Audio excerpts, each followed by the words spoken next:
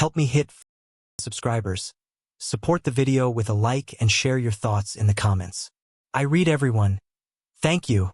I never imagined a single dinner could change the way I looked at my marriage, but that night pulled a thread I didn't know was loose. My name is Noah. I'm 38 and I've been married to Alara for almost 10 years. We weren't perfect, but we were steady. Steady enough that I believed respect was the one thing we never lost. I was wrong about that. It started when her boss, Callum, invited us over for what he called a casual team dinner. I wasn't thrilled. I'm a systems analyst, not a social butterfly, and I've never been a man who enjoys small talk with people who live off charm and arrogance. Callum was exactly that. Sharp smile, expensive watch, the kind of man who tells stories like every room is waiting for him to speak. Alara admired him professionally, and I respected that. But personally, he always rubbed me the wrong way. The dinner took place at his oceanside townhouse. Sleek furniture, white marble counters, wine so expensive I was afraid to breathe near it. His girlfriend, Vera, greeted us with a bright smile that didn't reach her eyes. She looked like someone who had learned to be pleasant the same way people learn to survive harsh winters. For the first hour, everything was polite, dry, corporate, predictable. Alara talked to Vera about travel. Callum kept telling stories about innovative leadership, which sounded like excuses for being controlling. I stayed quiet, listening, absorbing, observing. That's always been my place in a room like that. But everything shifted after a second glass of wine, when the conversation loosened and Callum became bold enough to say what he probably thought the moment he met us. He leaned back, rested his arm behind Alara's chair, and said with a grin, "So tell me, Noah, is your wife always that quiet in your private moments too?" The table froze. Maybe it was the casual tone. Maybe it was the grin. Maybe it was the way his eyes flicked toward her like she was some inside joke he owned. But the moment he said it, I felt something inside me snap. Not loudly, more like a silent, clean break. Alara's eyes widened, her face flushing red. "Callum, what the hell?" she whispered, a laugh hovering on the edge, half shock, half nervousness. Vera looked down at her plate, pushing a piece of asparagus around like she wanted to disappear. I stared at him, my heart slowing instead of racing. It wasn't rage. It was clarity. Pure, unforgiving clarity. I asked quietly, "Why would you say something like that?" Callum shrugged, still smiling. "Just teasing. Come on, mate, we're all adults here. Married couples joke about this stuff all the time. But we didn't. I never made jokes about my wife's body or our intimacy. Not to friends, not to coworkers, not even to family. Some things were meant to be respected even in silence." Alara finally spoke. "Callum, that was inappropriate." He raised his hands playfully. All right, my mistake. Didn't think Mr. Stoic over here would take it to heart." The comment wasn't just disrespectful. It carried familiarity, comfort, a tone that said he'd thought about us in contexts no boss should ever consider. And the worst part? Alara didn't look shocked because of the words. She looked shocked because he said them in front of me. We left early after that. As soon as we got in the car, I asked, "Has he made comments like that before?" She buckled her seatbelt too slowly. "Not like that. But he's flirted in harmless ways. It's just how he is. Just how he is." The phrase hit harder than the joke. I stared at her. "And you never told him to stop?" She rubbed her forehead. "Noah, he's my boss. If I push back too hard, it becomes awkward. You know how office dynamics work." I did. But I also knew how self-respect worked. The silence in the car wasn't angry. It was heavy, thick, painful. A silence filled with things we suddenly didn't know how to say to each other. When we got home, she went upstairs without waiting for me. I sat on the couch, the dim living room lights casting long shadows across the floor. And the longer I sat there, the more the entire night replayed in my mind in slow, excruciating detail. The joke, the tone, her reaction, the familiarity. I wasn't jealous. Jealousy is loud, irrational, fueled by insecurity. This was something else. This was the quiet realization that a boundary had been crossed long before dinner, and I was only now seeing the crack beneath it. I tried to sleep, but the comment echoed in my head like a drip in a quiet room. Slow, relentless, impossible to ignore. Around 2 in the morning, I finally got up and went downstairs. I made tea I didn't drink. I stared at the wall like answers might be carved into it. And when I eventually went back upstairs, I found Alara awake too, sitting on the edge of the bed with her hands clasped tightly in her lap.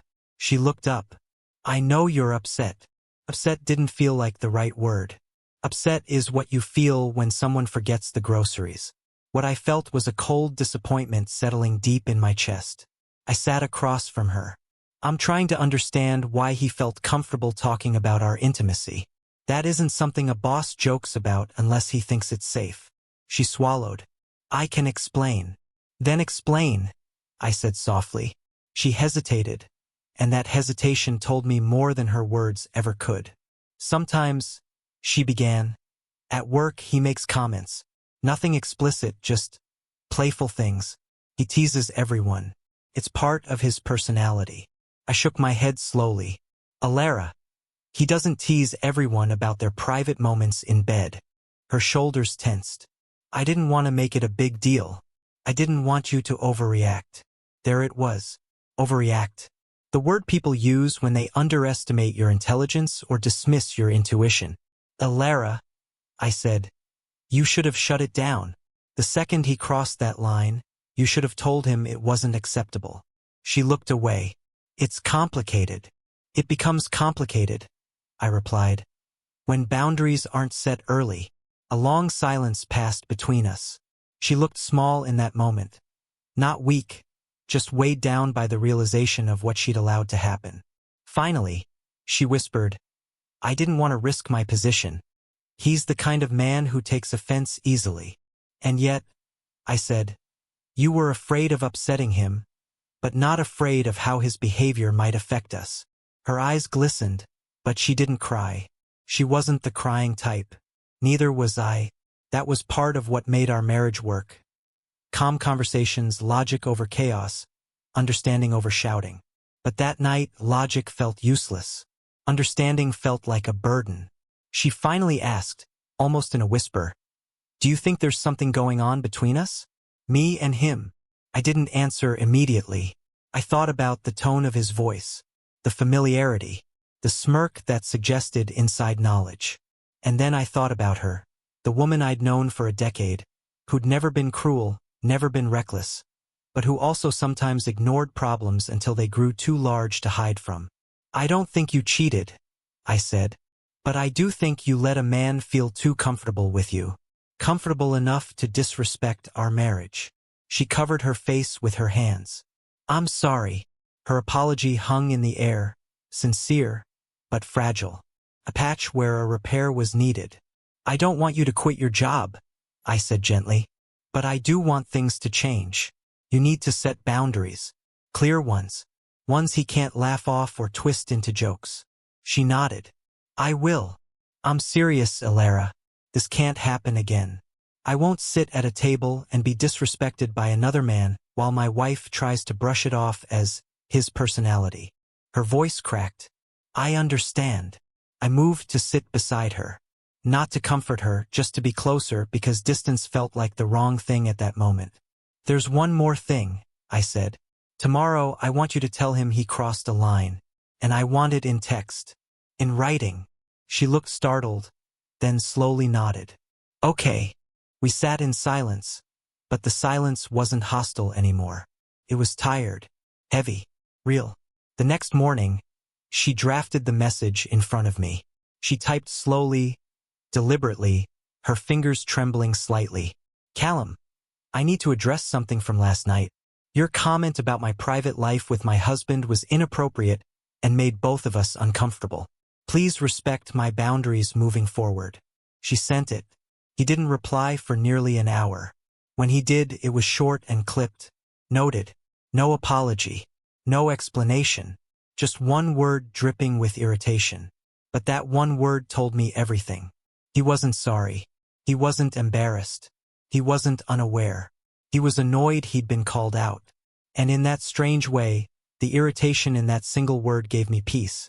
because it proved that the problem wasn't in my imagination, wasn't jealousy, wasn't insecurity. It was real. It had been real the whole time. And now he knew I knew.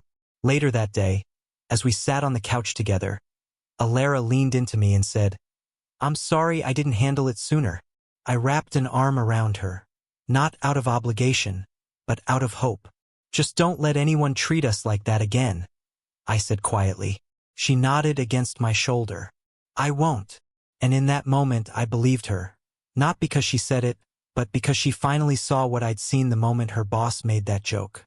Respect isn't lost in a single moment. It's lost in the quiet ones, the ones we ignore, until someone else points them out for us.